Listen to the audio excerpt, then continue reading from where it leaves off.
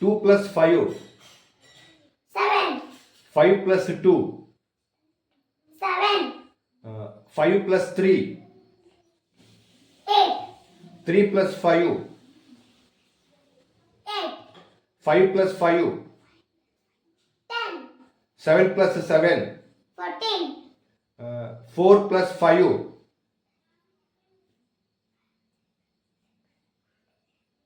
9. Very good.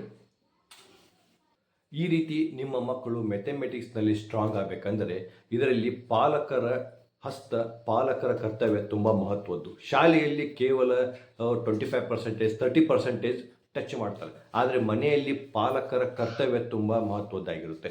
ನೀವು ಮನೆಯಲ್ಲಿ ಈ ರೀತಿ ಮಕ್ಕಳಿಗೆ ಸ್ಕಿಲ್ಗಳನ್ನು, ಟ್ರಿಕ್ಸ್ಗಳನ್ನು ಹೇಳಿಕೊಟ್ರೆ ಮಕ್ಕಳು ನಿಜವಾಗ್ಲೂ ಕಲಿಯುತ್ತಾರೆ. ನಾವು ಮಕ್ಕಳು ಈ ರೀತಿ ನಾವು ಒಂದು 25-30 ಜೆರಾಕ್ಸ್ ಮಾಡಿಕೊಂಡು ನಾವು ಇಟ್ಕೊಂಡಿರ್ತೇವೆ. ಬೆಳಿಗ್ಗೆ ಒಮ್ಮೆ, ಆಮೇಲೆ ಸಾಯಂಕಾಲ ಒಮ್ಮೆ 15ರಿಂದ 20 ಲೆಕ್ಕಗಳನ್ನು ನಾವು ಕೊಡ್ತೇವೆ.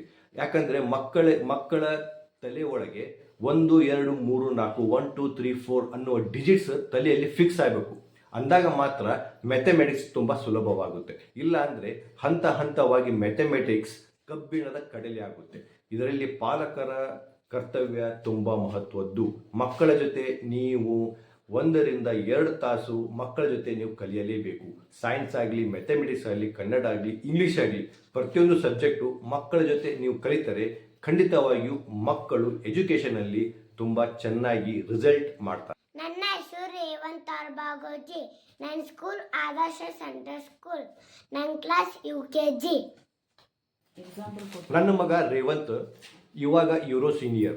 ಈಗ ಸ್ಕೂಲ್ನಲ್ಲಿ ಇಲ್ಲಿಯವರೆಗೂ ಎಡಿಷನ್ ಬಗ್ಗೆ ಹೇಳಿಲ್ಲ, ಆದರೆ ಪಾಲಕರು ಹಂತ ಹಂತವಾಗಿ ಮ್ಯಾಥಮೆಟಿಕ್ಸನ್ನು ಒಂಥರ ಆಟದ ಗೇಮ್ ರೀತಿಯಲ್ಲಿ ಹೇಳಬೇಕು. ಅಂದರೆ ಯಾವ ರೀತಿ ಅಂದರೆ 5 ಲಿಂಬೆಹಣ್ಣು ತೊಗೊಂಬ, 6 ಸೌತೆಕಾಯಿ ತೊಗೊಂಬ, 10 ಕ್ಯಾರೆಟ್ಸ್ ತೊಗೊಂಬ.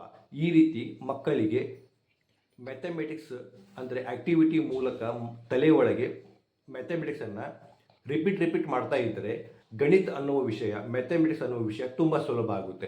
ಹಂತ ಹಂತವಾಗಿ ಏನು ಮಾಡಿದೆ ಅಂದರೆ 1 + 1 ಎಷ್ಟು, 2 + 2 ಎಷ್ಟು, 3 + 3 ಎಷ್ಟು, ಹಾಗೆ ಸಣ್ಣವ ಅಂದರೆ ಬೆರಳು ಎಣಿಕೆಯಲ್ಲಿ ಮಾಡುವಂಥ ಕಲೆಯನ್ನು ಅವನಿಗೆ ಹೇಳಿಕೊಟ್ಟೆ.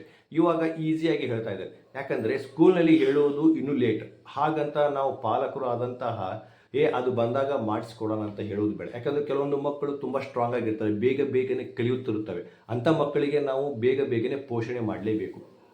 ಅಂಥವಾಗಿ ಕೆಲವೊಂದು ವೀಕ್ ಮಕ್ಕಳು ಇರ್ತವೆ, ಅಂಥವರಿಗೆ ನಾವು ಹಂತ ಹಂತವಾಗಿ ಮೇಲೆ ಬರುವ ಹಾಗೆ ಆ್ಯಕ್ಟಿವಿಟೀಸ್ ಮೂಲಕ ನಾವು ಮೇಲೆ ತರಬೇಕು. ಆದರೆ ಸ್ಪೀಡ್ ಇರುವಂಥ ಮಕ್ಕಳನ್ನ ಯಾವತ್ತೂ ಸ್ಪೀಡ್ ಬೆಳೆಸಲೇಬೇಕಾಗುತ್ತೆ.